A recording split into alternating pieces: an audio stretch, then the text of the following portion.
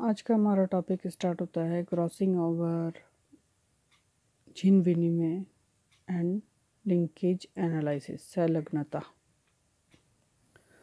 सबसे पहला है कि क्रॉसिंग जीन विनिमय किसे कहते हैं। जीन विनिमय अर्धसूत्री विभाजन यानी माइटोटिक डिविजन्स के अंदर होने वाली वह घटना है जिसके अंदर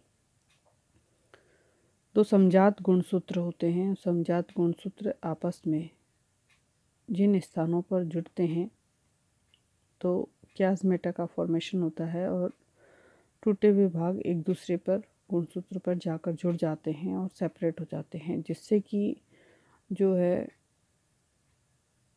गुणसूत्रों के अंदर नई वैरायटीज़ या नए जीन्स का समावेशन हो जाता है।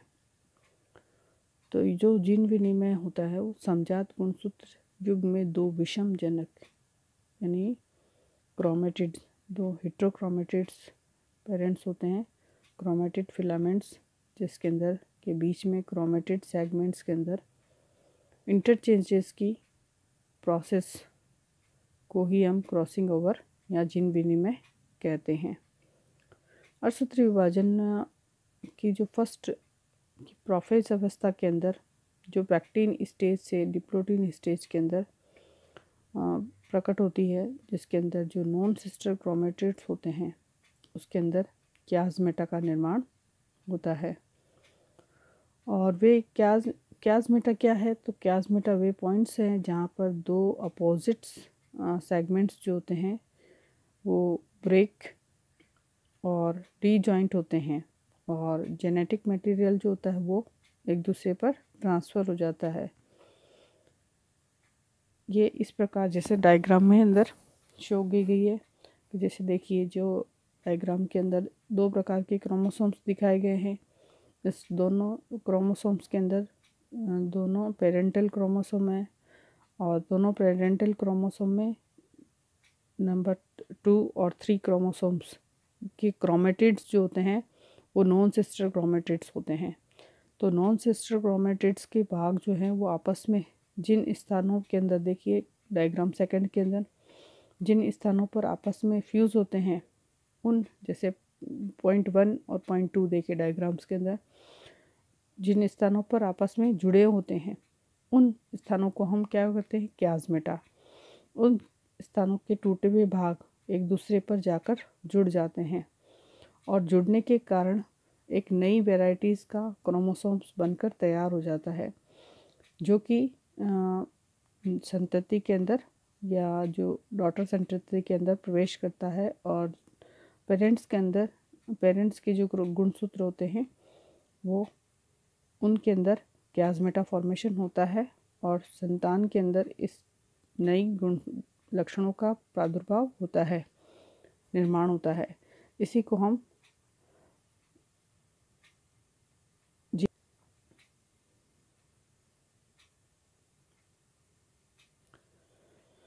अब हम देखें तो यहाँ पर टाइप्स ऑफ क्रॉसिंग ओवर कितने प्रकार के होते हैं। जैसे देखिए कि यहाँ पर 2 स्ट्रैंड ऑफ क्रोमोसोम्स और सिंगल पॉइंट्स क्रॉसिंग ओवर का अगर सिंगल पॉइंट ही बना है तो उस प्रकार का। दूसरा है कि 2 स्ट्रैंड तो क्रोमोसोम्स के हैं और वहाँ पर जो क्याज़मेटा का पॉइंट्स होते हैं वो 2 points of crossing over 2 points crossing over के 2 पॉइंट्स होते हैं।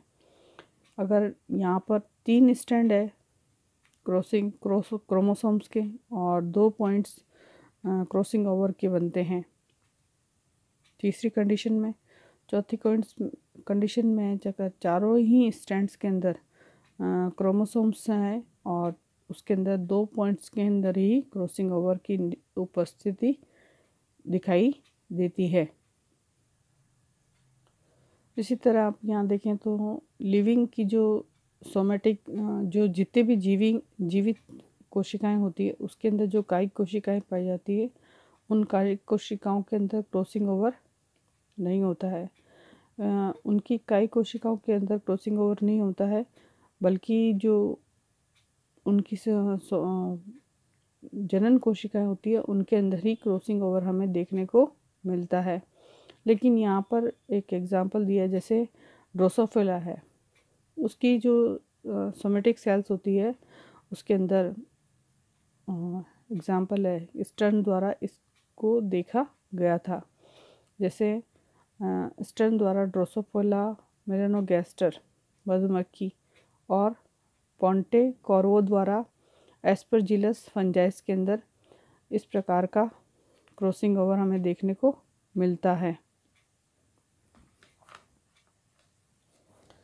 इसी तरह जो कॉपी चॉइस मॉडल दिया गया था, वो थ्योरी दी गई थी लेडरबर्ग द्वारा 1995 के अंदर, जिसके अनुसार जो पेयर्स होते हैं क्रोमेटिड्स के अंदर नए जीन्स का निर्माण कर देते हैं और इन ही नए जीन्स का डुप्लीकेशन हो जाता है और ये हाइब्रिड्स का फॉर्मेशन कर देते हैं और इससे रिजेक्ट कर दिया जाता है, क्योंकि जो डीएनए होते हैं वो रेप्लिकेशन एक सेमी कंजर्वेटिव प्रोसेस के द्वारा करते हैं।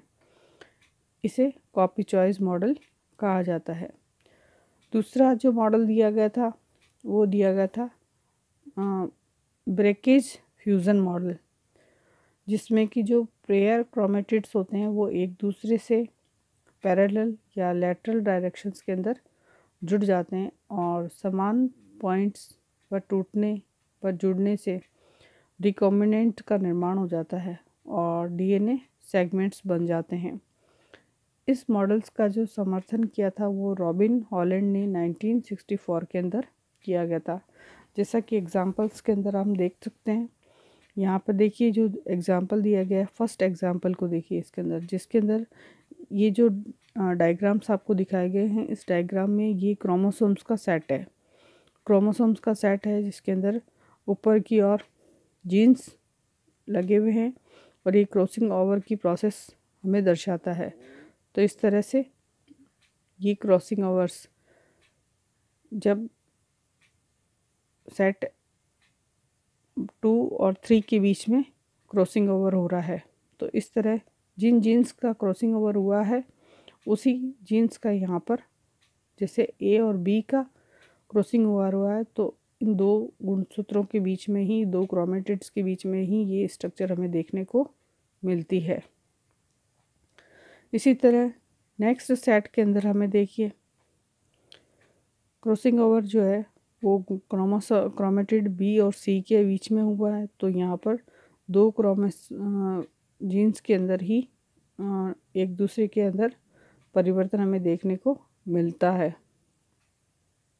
नेक्स्ट जो है वो कि हमारा क्रॉसिंग ओवर की इफ़ेक्ट करने वाले फैक्टर्स कौन कौन से होते हैं। जो क्रॉसिंग फैक्टर्स है, तो दो जीन्स के बीच में जितनी दूरी होगी वो क्रॉसिंग ओवर की प्रक्रिया को इफ़ेक्ट करती है। जैसे दो जीन्स होते हैं, जैसे ए और बी दो जीन्स है, उनके बीच में जो डिस्टेंस है वो क्रॉसिंग ओवर के परसेंटेज को डिसाइड करती है। तो जीन्स की आपसी दूरी ही पर डिपेंड करती है क्रॉसिंग ओवर की प्रक्रिया। और इसके अलावा तापमान, एक्स रेज और म्यूटेशंस व सेक्स फैक्टर इसके प्रोसेस को इफ़ेक्ट करते हैं।